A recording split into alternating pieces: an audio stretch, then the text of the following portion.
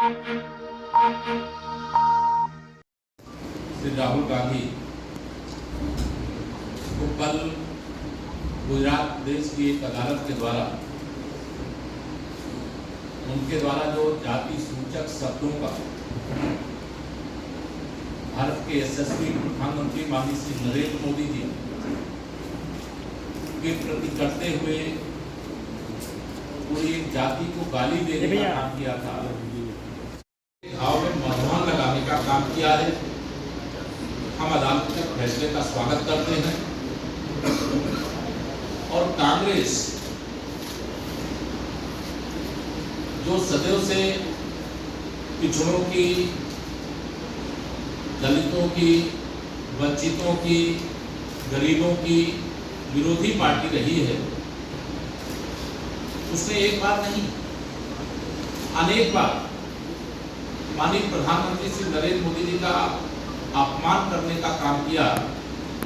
कभी उन्हें नीच कहा, कभी उन्हें चोर कहा, कभी उन्हें मौत का सौदागर कहा, कभी इसी कांग्रेस पार्टी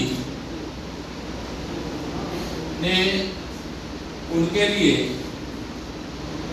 कब्र में भेजे जैसे शब्द का प्रयोग किया और इतनी बार इतने अपमानजनक शब्दों का प्रयोग किया जिसकी गिनती गिनाना भी मुश्किल है। और उसके कारण केवल पिछड़ा वर्ग ही नहीं, हर समाज का जो गरीब है, वंचित है, कमजोर है, वह अपने आप को अपमानित महसूस करता रहा है। कांग्रेस पार्टी का सदैव से ये आचरण रहा है कि बात पिछड़ों की करना, वोट पिछड़ों का लेना और सत्ता प्राप्त हो जाए उन्हीं का दमन करना। एक गरीब माँ बाप का बेटा,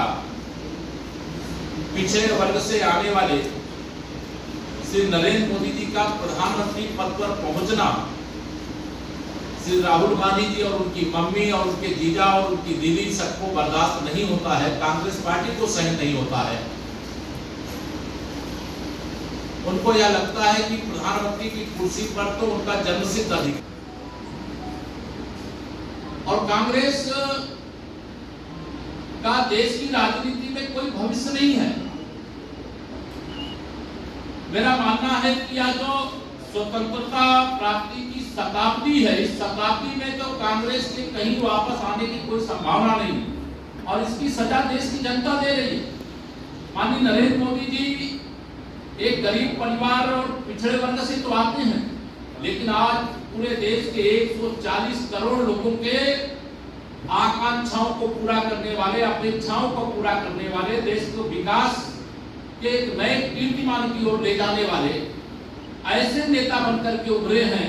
कि दुनिया के किसी देश में भी समस्या आती है, दुनिया के सामने भी कोई चुनौती आती है, तो वह भारत के प्रधानमंत्री माननीय नरेंद्र मोदी जी से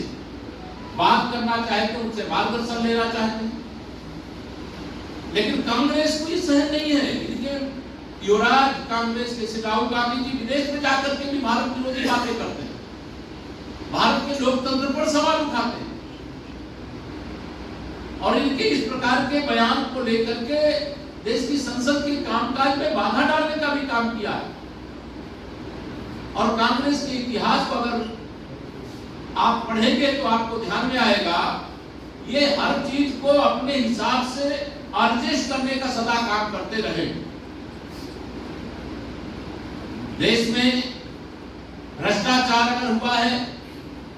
तो उसके केंद्र में अगर कोई पार्टी है तो वो कांग्रेस है। देश भर में भ्रष्टाचार हो, बड़े बड़े भ्रष्टाचारी देश को लूट करके बैठे हों, कांग्रेस चाहती है कि अगर लोगों ने देश को लूटा है, कांग्रेसियों ने देश को लूटा है या कांग्रेस से संरक्षण प्राप्त लोगों ने देश को लूटा है, उनके खिलाफ जांच ना हो, उनके यहाँ छापे ना पड़े, उनके खिलाफ कोई कार्रवाई ना हो। भले ही ईडी के द्वारा जारी विज्ञप्ति में बताया जा रहा है कि हमारा जो स्ट्राइक रेट, सफलता का जो रेट है वो 98% अगर 100 छापे पड़े, तो 98 छापों में उनको जो जहां छापे पड़े वहां कोई ना कोई गड़बड़ियां मिली, वहां नोटों की भरी हुई कोठरियां मिली, वहां सोने की सिल्लियां मिली, कीमती भूखंडों के दस्तावेज मिले, लेकिन कांग्रेस इन भ्रष्टाचारियों की संरक्षक बनकर क्यों बना?